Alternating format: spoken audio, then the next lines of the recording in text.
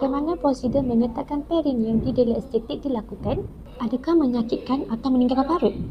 Ini adalah merupakan salah satu soalan yang kerap kami terima oleh wanita untuk mengetahui lebih lanjut mengenai rawatan ini. Pertama sekali, pelanggan akan menjalani pemeriksaan secara langsung bersama doktor untuk menilai tahap kelonggaran, masalah tisu atau masalah yang masih dialami selepas bersalin. Berdasarkan hasil pemeriksaan tersebut, doktor akan mencadangkan kaedah rawatan yang sesuai mengikut keadaan individu. Selepas selesai pemeriksaan dan sesi konsultasi, pelanggan akan diberikan penerangan mengenai langkah-langkah sebelum prosedur dijalankan. Prosedur meletakkan perineum biasanya mengambil masa dalam 3 hingga 45 minit. Doktor akan membaiki dan membentukkan semula otot serta tisu yang telah longgar atau mengalami kerosakan bagi membantu menjadikan kawasan perineum lebih kemas, anjal dan estetik. Ramai wanita bimbang sama ada rawatan ini menyakitkan atau tidak. Sebelum rawatan dimulakan, pelanggan akan diberikan ubat bius. Oleh itu, semasa membuat rawatan, pelanggan akan rasa selesa dan tidak rasa sakit.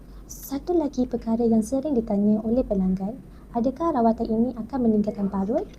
Di dalam estetik, doktor menggunakan teknik jahitan estetik untuk menghasil jahitan yang kemas dan proses pemulihan yang lebih baik.